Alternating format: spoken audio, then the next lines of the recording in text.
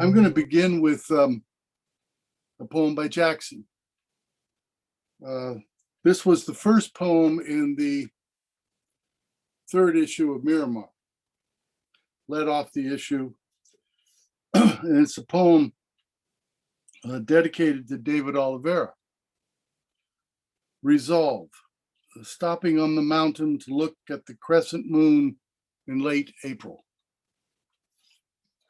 In the great valley of the San Joaquin, we drove past the grave of our poet friend, Wilma Elizabeth McDaniel, dead for the better part of a year, past orchards, walnuts, almonds, apricots, past the dairy farms of Portuguese families, the old Joss house in Hanford, the garage in Early-Mart, the world-famous restaurant all boarded up in Tulare, then past Buck Owens's Crystal Palace in Bakersfield toward the coast. I was stopped in that mountain pass by the moon near Fort Tejon, where my friend pointed out Orion's belt and Gemini, all there in the dome of heaven, suffused with light. If any message was writ large for me among those stars, it was this: I am surrounded by happiness. It was what I expected. I will get used to it.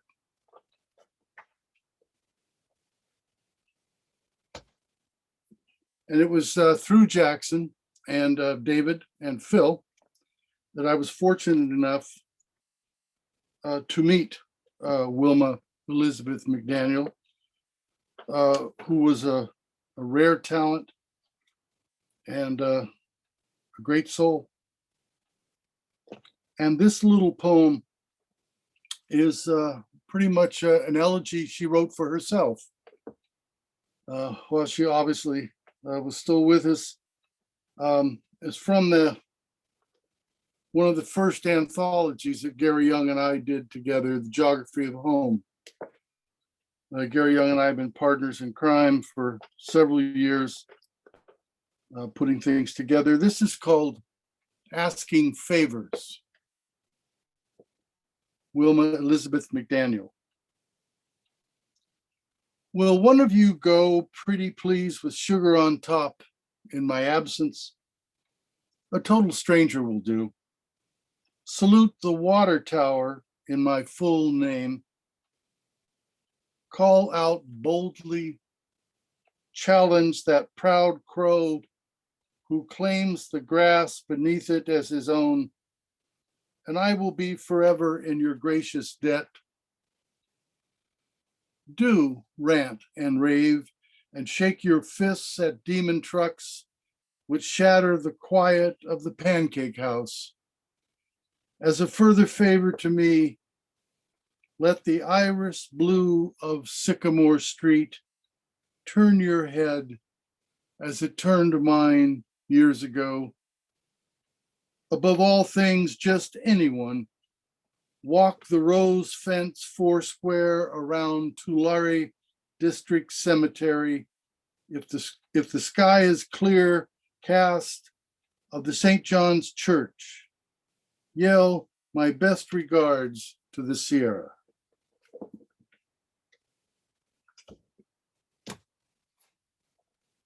She was an amazing talent, amazing soul. And I'm going to read a third little elegy here. This is Peter Everwine's last book, posthumous book. Probably the most underrated poet we've had in the 20th and 21st century, one of the major poets in America. His two books previous to this were with University of Pittsburgh. But these were all new poems at the time of his death in October of 2018. And they're all, I think, some of the most luminous that Peter wrote. And this is an elegy on one level for a dog. Wasn't even his dog, it was his friend's dog. uh, but as with all of Peter's work, there's so much below the avowed subject. So it's an elegy for all of us with our mortality. We were running in memory of Annie. We were running up the slope of a hill, that dog and I, and early winter rain beginning to fall, wind driven and sharp.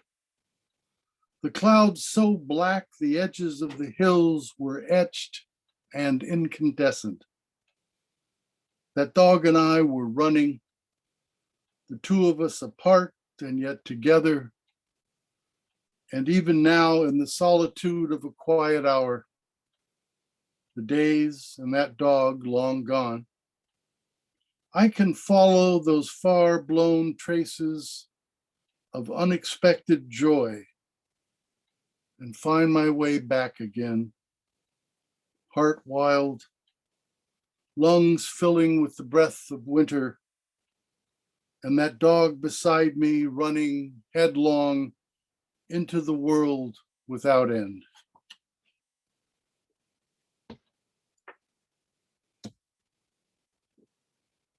Something I learned a long time ago is not to read your own poems after reading something like that.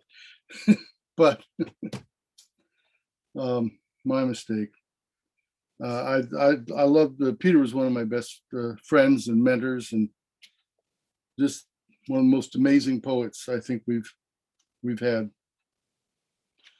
I'm going to read three poems, three elegies from Agnostic, with this great Aztec cover on it.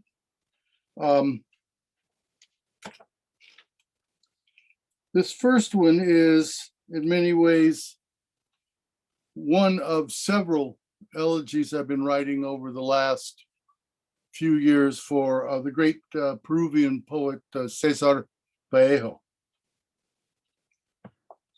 And this one's titled Post-Surrealism. And Peter, in fact, the last few years have been great help with a number of poems, and he trimmed this one down to size and saved it for me. It has a epigraph from Vallejo, and the Spanish is: Un cojo pasa dando el brazo a un niño. Voy después a leer a André Breton. Roughly, a cripple walks by leaning on the arm of a child. And after that, I'm going to read André Breton.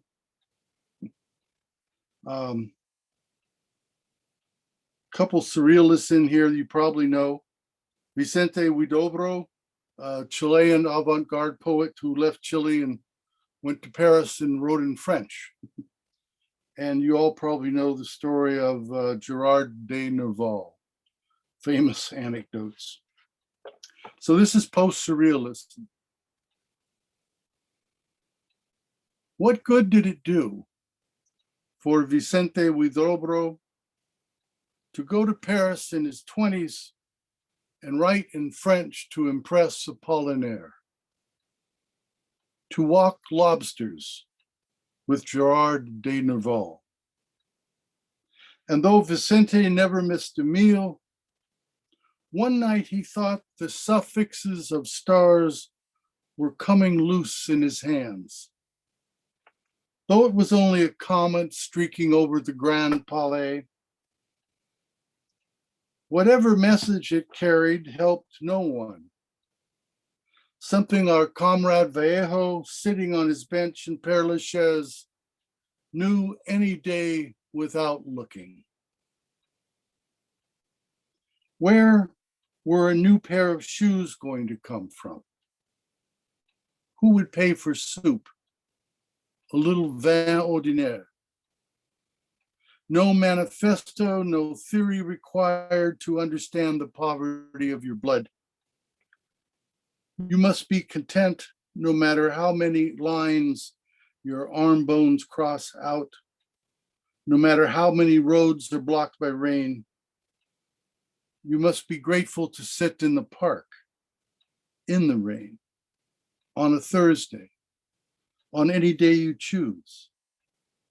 Where I have come to know the exact number of steps to the exorbitant bakery, to the miserable bus stop, here, 6,000 miles from Paris, rag picking the passing clouds, looking for vanished friends in the meager arithmetic of air.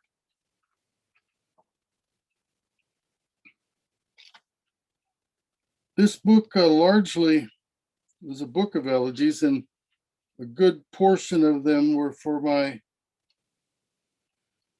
great and good friend John Weinberg,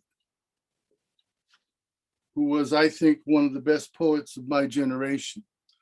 One of the really stellar members of Fresno Poets. I'll talk a little later about a book I'm editing on Fresno, but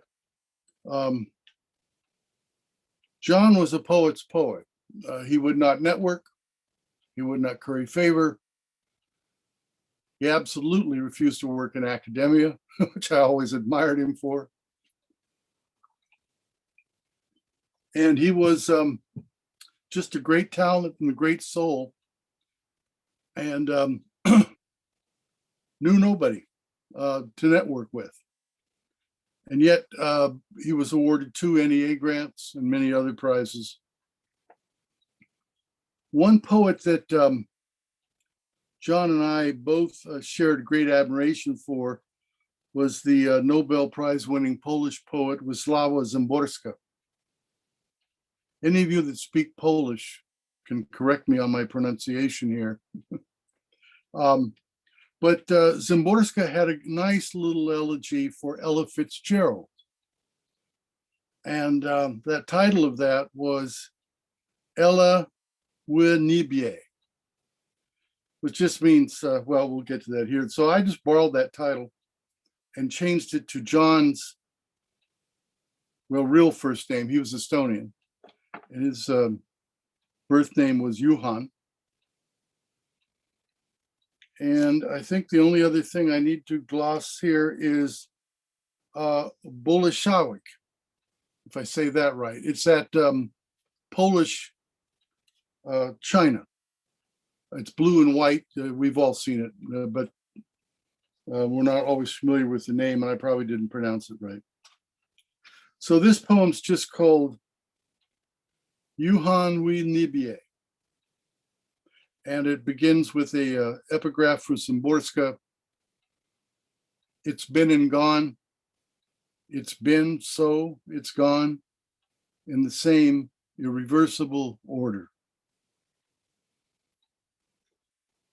Overcast as far as the eye can see, but you come into view, my friend, as I read Szymborska at the breakfast table. A buttered slice of rye, a cup of dark French roast, her last book in front of me. And so I'm wondering how much Polish you understand. I know 3 words, which work out to John in heaven, which I've adapted from one of her titles, figuring on a long shot it might translate through the ethers to where you sit at a card table shuffling a deck of starlight. And though I remember Finnish was the only language close to the Estonian you spoke, I'm guessing anything Eastern European might be in the ballpark. So perhaps you know that niebie means heaven, if such a place exists outside of books or poems. You tell me. Like Szymborska in her cover photo, I see you with a big blue and white Boleshawik cup of steaming coffee. And yes, why not? With a cigarette as well after all this time. A Benson and Hedges 100 just like hers. But time now for you must not add up even to the impalpable veils of smoke. behind which Szymborska's just closed her eyes, half smiling.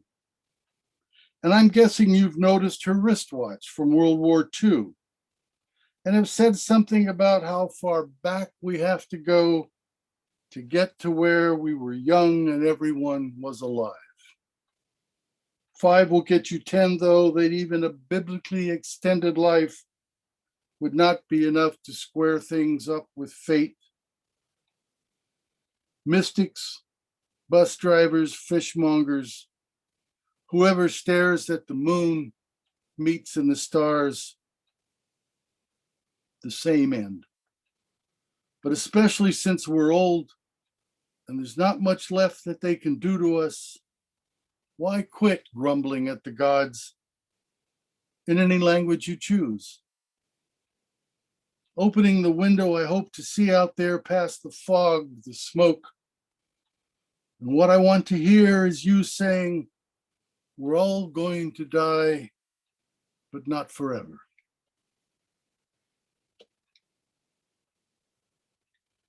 This last little elegy is for our cat, Lizzie. She was with us 20 years. And I still dream about her all the time. This poem's called Rescue. Lately, dead of night, Lizzie, my love for over 19 years, yowls from the hall, sitting on the blue rug there as if she were a soul lost at sea, petitioning the gods, wondering, confused as Job, at the internal pains and turns her body is taking. Cat gods, evidently as responsive as ours, as she sits there alone. She is drinking more and trots into the back room where we keep her bucket of water topped up and yowls 5 times each time before putting her nose to the water, hoping it would seem that the water will be not as wet this time, though she knows instinctively that she must drink and drink to clear her kidneys, which filter less and less. Then she returns to her raft in the hall on the sea blue rug and calls again and again until I rise from bed to navigate in the dark and collect her, lift her up, and take her to bed, placing her in her spot next to my shoulder where she calms and purrs, needs the blankets as the night surrounds us, and she takes me into her arms.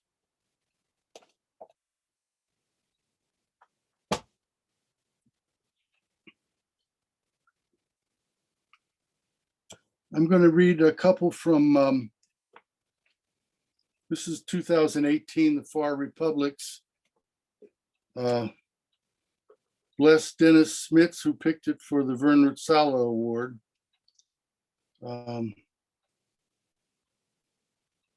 This is an elegy for James Wright and kind of for myself. It's based on one of his most famous poems and one of my favorite, one of the first poems I learned as a very, very young student, entitled, As I Step Over a Puddle at the End of Winter, I Think of an Ancient Chinese Governor. And of course, he means Po Chui.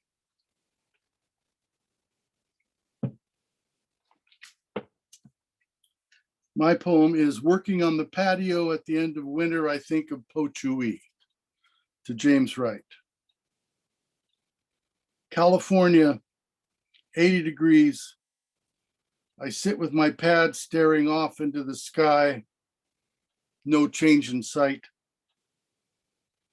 45 years and I've gotten nowhere trying to write about that old governor working his way slowly upriver all his life. seeing what, if anything, I can find out. If I were sensible, I'd give up, jump off Poe's raft leading back 1,200 years to a loneliness nothing's going to solve. I'm past the politics, the infighting, and suffering of fools that wear on you like a rope tugging against the dock at high tide. And all things being equal, nothing is ever equal. I had to watch my step to even end up in this backwater where I'm free to walk along as waves crash into the seawall, where I dodge the spray and sit on a bench watching leaves in an evening gust lift away with faces from the past. I put in regular hours and now have to ask myself why everything turns up too late. Cash in my pocket, and I'm buying sparkling water instead of champagne. Each evening, leaving the stars to bubble and rise on their own. Weather refuses to arrive above the rose beds. On the evening news, snow continues to fall in Minneapolis. 45 years. And I keep coming back to your poem. What's the use? At the end of the garden, liquid ambers are a black scrawl against twilight. I look up again and guess I'll get somewhere by dark.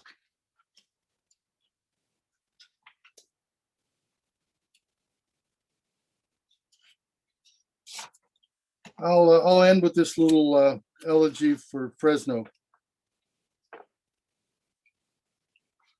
I've just finished editing, and I hope it'll be out by April, a book, an anthology entitled Naming the Lost, the Fresno Poets, Interviews, and Essays. David Oliveira's in that. This collects the early core group of Fresno poets from, starting with Phil in 1958 up to about 1980. And tries to preserve, in their own words, what they have worked on and what they think about their poetry and the fellowship, the comradeship in Fresno that provided for that poetry. And of course, the teachers, great teachers, Phil and Pete Everwine and Chuck Hanselcheck. This is called Fresno Stars. Just outside of town, it will soon be dark enough to see the stars. The sycamores and crepe myrtles still standing for something in this brown afterlight, where we walk down Arthur Street, Olive or Wishon, where haze lingers over the arbors of wisteria and Chinese elm, a haze that didn't clear even by the end of our 20s, when we finally drove off into the knotted light of our lives. Tonight in the Tower District at Pamontes, the assistant manager is turning off the lights in the deli cases and locking up. The gray car exhaust still silting the sidewalk outside the door. The sky ignites and leaves swirl among the stars. My soul now also swirls, red shifted, racing away from here with the gains and losses in the world, with each burning bit of love or trouble we ever were. Tonight, the houses I remember are empty. The sky is clear. I look out to where everything has vanished. 40 years is nothing. That's it. Thank you.